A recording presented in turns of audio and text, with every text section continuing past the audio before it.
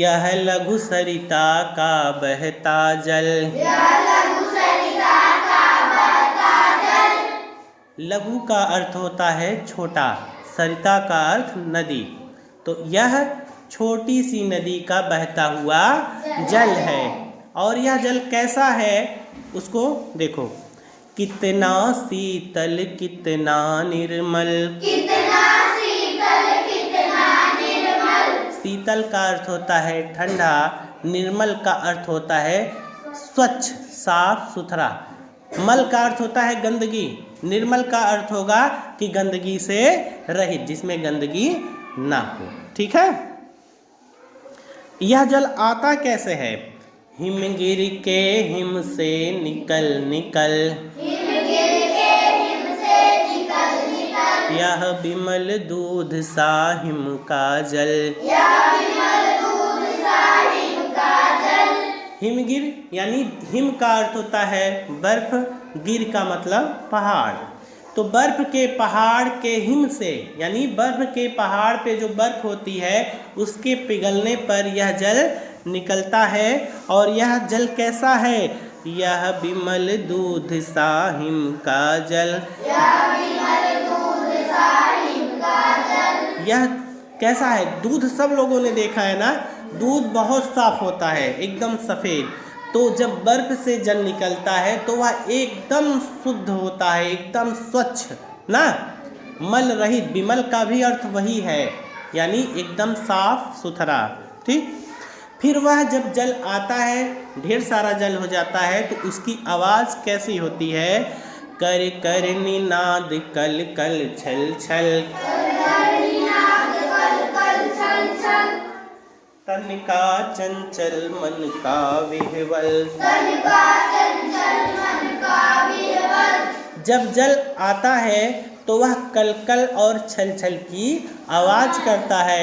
इसी आवाज़ को निनाद करना कहते हैं। निनाद का अर्थ होता है आवाज़ ना। तो जब जल कलकल छल छल की आवाज़ करता है तो उसको निनाद कहते हैं ना। और यह तन का चंचल यानी हमेशा चलता रहता है, रुकता है नहीं, रुकता है ना। तो इसको तन का चंचल इसीलिए कहते हैं क्योंकि यह रुकता नहीं है। तन का चंचल मन का विह्वल, यह लघु सरिता का बहता जल। जो छोटी सी नदी का जल है, शरीर से चंचल है यानी हमेशा चलता रहता है और मन से विह्वल हो गया है। इतना चल रहा है कि जैसे हम लोग दौड़ने पर थक जाते हैं ना, विह्वल, विह्वल का अर्थ है कि एकदम से विकल हो जाना ना। तो ये चलते चलते एकदम से मन से विह्वल है। ठीक है, व्याकुल हो गया है। विह्वल का अर्थ क्या होता है? व्याकुल। ठीक। अब देखो आता कहाँ से है ये भी देखो, फिर कैसे आगे बढ़ रहा है उसकी क्रिया को देखो। ऊंचे शिखरों से उतर उतर, गिर गिर गिर की चट्टानों पर। ऊंचे शिखरों से यानी पर्वत तो ऊंचा है, उसकी चोटियाँ ऊंची हैं। शिखर का मतलब होता है चोटियाँ। तो वह ऊंचे शिखरों से, ऊंची ऊंची चोटियों से पानी जल धीरे धीरे उतरता है। उतरने के बाद गिरता कहाँ है? गिर गिर यानी गिरता है, गिरी, गिरी माने परवर ना। तो कहाँ गिर रहा है? पर्वत की चट्टानों पर ना। गिर गिर गिर की चट्टानों पर, कंकड़ कंकड़ पैदल चलकर। पैदल क्यों कहा गया है? क्योंकि जल जो है हमेशा बह रहा है ना, वह किसी और के माध्यम से नहीं, खुद से जा रहा है, इसलिए कहा गया है कंकड़ कंकड़ पैदल चलकर। दिन भर रजनी भर जीवन भर। तो यह पैदल तो चल रहा है, लेकिन कब कब चल रहा है? दिन भर।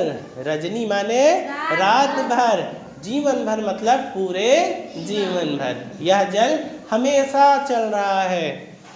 यह लघु धोता वसुधा का अंतस्थल। यह धरती के हृदय को साफ कर रहा है ना। यह धरती के हृदय को साफ कर रहा है। अंतस्थल का मतलब क्या होता है? हृदय ना। तो नदी का जो जल है धरती के हृदय को साफ करते हुए चल रहा है। यह लघु सरिता का बहता जल। यह छोटी नदी का बहता हुआ जल है। अब आगे देखो, थोड़ी सी और इसके बारे में जानकारी लो। हिम के पत्थर वे पिघल पिघल, बन गए धरा का वारी विमल। हिम के पत्थर यानी जो बर्फ के पत्थर हैं वे पिघल पिघल कर क्या बने हैं? धरती का जल। वारी का मतलब होता है जल, बताया गया है ना। जल का पर्यायवाची वारी भी होता है ना।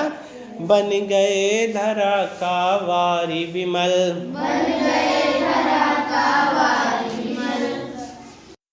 तो जो हिम के पत्थर हैं यानी बर्फ के जो पहाड़ है वो पिघल पिघल कर धरती का जल बन गए हैं। और कैसा जल? विमल जल, शुद्ध जल बने हैं, गंदा जल नहीं, साफ सुथरा जल। सुख पाता जिससे पथिक विकल, पी पी कर अंजलि भर मृदु जल। सुख पाता, कैसे सुख पा रहा है? पथिक विकल, कौन पा रहा है? पथिक विकल यानी जो रास्ते से जा रहा है और उसे प्यास लगी है, धूप गर्मी से परेशान हो गया तो वो विकल हो गया ना। विकल मतलब व्याकुल हो गया। और वह क्या सुख पा रहा है? कैसे सुख पा रहा है? वह जब अंजलि से अपनी अंजलि से ना, अंजलि मतलब अपनी अंजलि से पानी पीता है उठा के, तो उसको असीम सुख मिलता है। ठंडा ठंडा पानी पी के ना, उसकी प्यास बुझ गई, उसको आनंद आया। नित जल कर भी कितना शीतल, नित जल कर भी यानी नदी का जल किसी छत के नीचे थोड़े है, वह धूप में है ना, सूरज की तपती धूप में है। तो धूप से वह गर्मी पाता है कि नहीं पाता है? धरती गर्म होती है,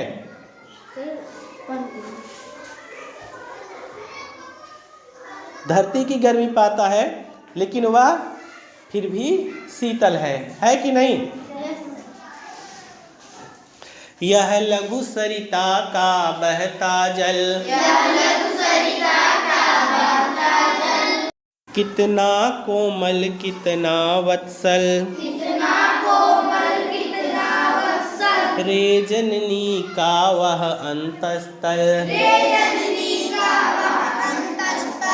जिसका यह शीतल करुणा जल,